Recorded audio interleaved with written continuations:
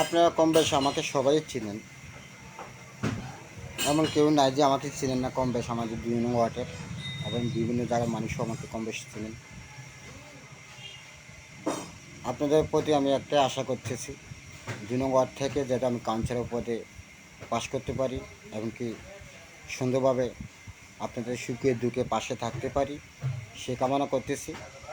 এবং কি আপনারা, আমি বলি না যে আমাকে ভোট দিন, আপনার যোগ্য প্রার্থী হিসাবে যারা যোগ্য প্রার্থী তাকে একটি ভোট দেবেন।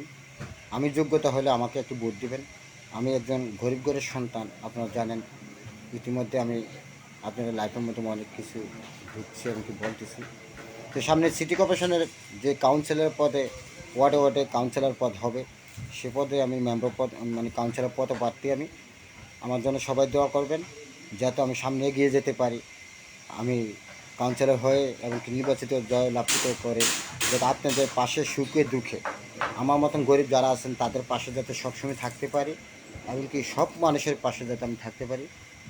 আমি আপনাদেরকে বলতে চাই, আপনারা আমাকে জন্য দোয়া করবেন আমার জন্য।